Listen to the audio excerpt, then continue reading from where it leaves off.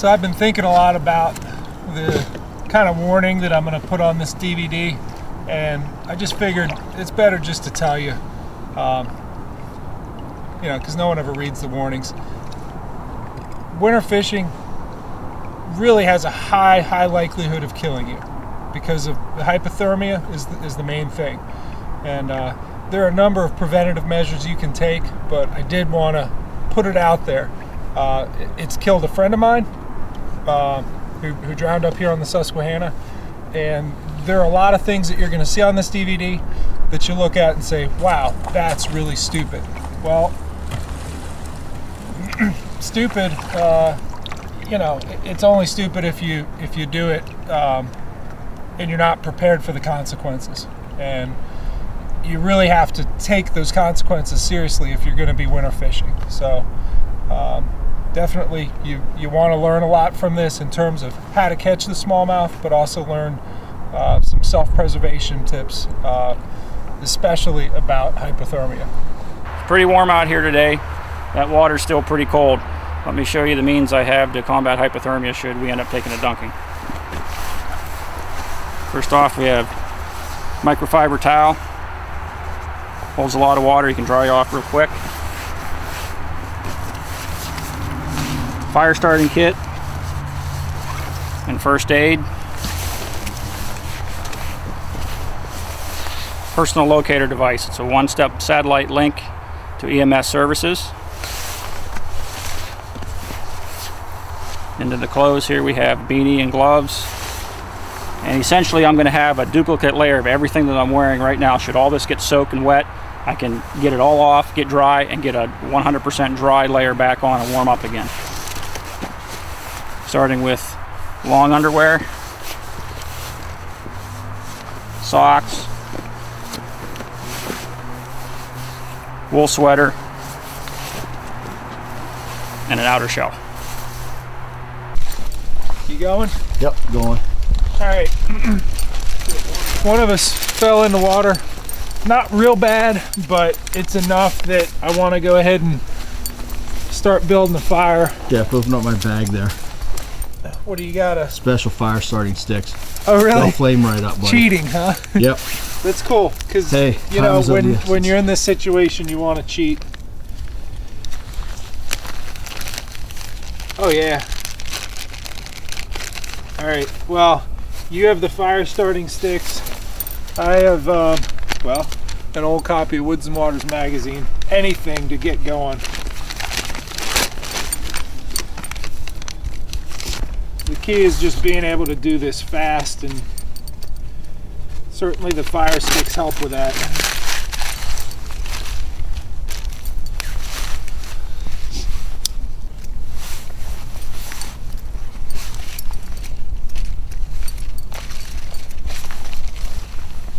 Put the fire stick on there because it will help your wood burn. Yep. Burns a lot hotter.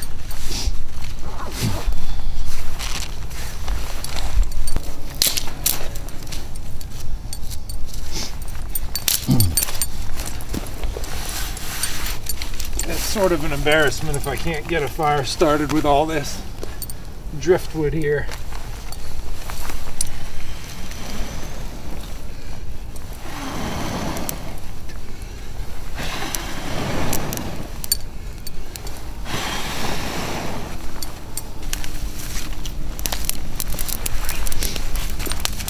Good to go.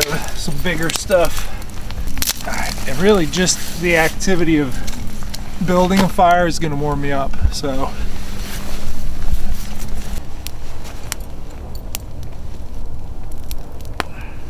my fleece got soaked. My new dry top's not ready to wear yet. I'm still trying to stretch out the neck, so I had to go without. And my fleece underneath my rain jacket just wicked up the water. Halfway up the jacket it was soaked. It's soaked. It doesn't take much moisture to really just pull all that heat out of you. So yeah. So I took this off right away. Got to the bank, stripped down, changed into as much dry stuff as possible. I'm enjoying the fire and I didn't even get wet. Feels good, man. All right, we got the fire started. Matt's already into the dry bag, and he's gotten everything wet completely off him. We actually lost someone here on this river, a kayaker, earlier this week. Not a fisherman, but somebody, two guys in kayaks, two 20-something guys out that were going to go camping on the island in first week of February. I guess I can't say much. We're out here fishing in it, but having the right gear, having the right stuff to keep you dry. When you slipped and you fell in, you had gear to keep most of you dry. Yeah, I was getting out, and I was right on the bank and stepped on a slippery rock and fell in, and the kayak went sideways with me, and it was deep enough that I could have been in over my head, but I flipped the kayak and was able to self-rescue enough just to get out. Took on a little bit of water, and now I just need to warm up a little bit. Get my hands are still a little bit red from being wet, so I just need to warm them up. It's something that can happen to anybody, and it does happen to anybody in winter, because you get cold and you get you get the umbles. Mumble, stumble, fumble, grumble. And that stumble, just you getting out of your kayak on the shore, maybe you were a little bit cold getting out, it kind of snowballs into something much more once you really get cold. So this fire will warm us up a little bit, and having that that gear, I had my lighter and a magazine. Juan had the fire starter stick. We all had dry clothes to wear. I think we found out Matt got a little bit wet, and he came up and he seemed fine, but I was pretty forceful, like, no, you got to get everything wet off. Juan came up and did the same thing. And that's why I let you guys know, even though you guys didn't see me go in, I told you right away so that in case something started to happen, you guys would be aware. That was key too. Kudos for not letting your pride get you in trouble. A lot of people would have. A lot of people would just sucked it up and been the tough guy. It's good that you instead were the smart guy. Yeah, that's you can't see that kind of thing on yourself. So nope. You rely on your buddies. That's why you don't go out here in the winter by yourself either.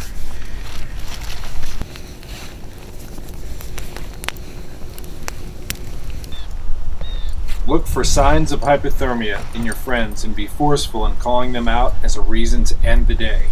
The signs are the umbles: mumble, stumble, fumble, or grumble. In other words, resembling an angry drunk. When you see them, they mean that you're already hypothermic and it's time to get out and get warm. Now that we've covered some hypothermia countermeasures, let's take a look at some prevention strategies, starting with what to wear. I'm going to start you off here with my getting ready procedure, starting with what I'm wearing. I got some new gear. These aren't new. These are Smart Wool socks. I've used these for years, and I only wear one pair of socks. I used to wear a bunch, and I think that's sort of a mistake, because wearing a lot of socks tends to constrict the blood flow to your feet. It really mashes all the blood out of your feet. I got one pair of really good socks, and those socks are called Smart Wool. I also have some new thermals.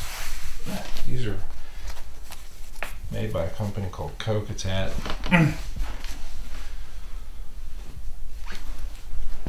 These are called Outer Core. I've worn them. I actually wore them jogging, and they did a good job keeping me dry. So it's real important having something that something like this that keeps you dry even when you're sweating. Takes all that moisture and moves it away from your skin. Because if you're cold, or if you're wet, if your skin's wet, you're going to be cold. So I got both tops and bottoms. I also got a pair of bibs with relief zipper. I got my Kayak bib with relief zipper here.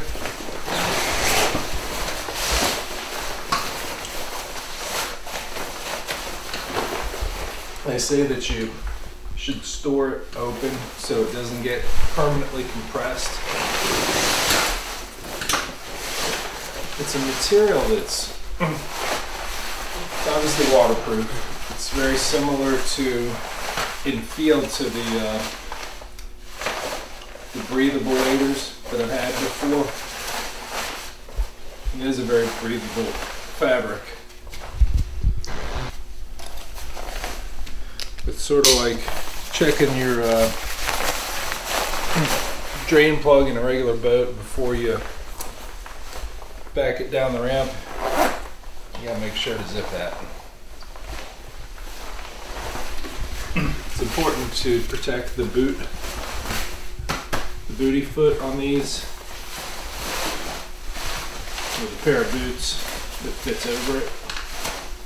I decided for these that have the gaiters that come up pretty far, because I do a lot of bushwhacking to get to where I'm launching my boats. We're not going to do that much of it today, but ordinarily I do a good bit of it. It's important to protect these gaskets with the 303 protectant. Just prolongs the life of the seal there. We lose most of our heat through our head. That's why it's good to have, you know, good warm hats like this knit cap. I also like this head tube. It's just a fleece tube there. You can pull it down around your neck almost like a scarf, or keep it up over your head. I also wear fleece on my hands, fleece or wool. Wool fingerless gloves, or these are fleece. These gloves are wet and icy, and they're cheap.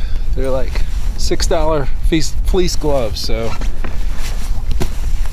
these are dry. That's why I got multiple pair. I always bring a couple different sets so I can swap them out.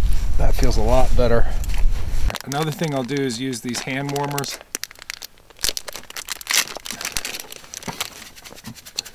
Shake them up real good. They get activated when they're exposed to oxygen. I'll slip those in just on the back side of my hand.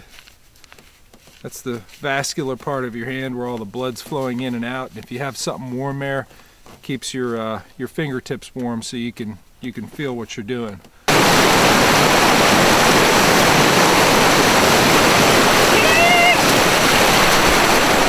So I have this is a Kayak life vest. The reason I really like this vest is it's got the mesh in the background, it really lets it breathe. It's a bright color. It's got the reflective tape up top so you can be seen, and 2 pockets really for easy access. You know, I like them a little more simplistic. I don't like the ones with, you know, pockets everywhere. I feel like it's just more stuff that can get hung up. So if you're looking for a good life vest, this is definitely a good one to pick up. I've been out here 45 minutes. I usually last longer than this before I get into my water. My hands are freezing. It's this wind.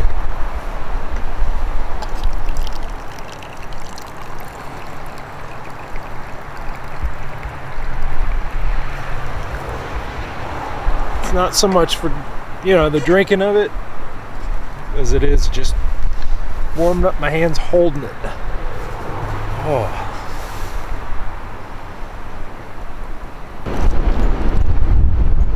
It's about 1:30.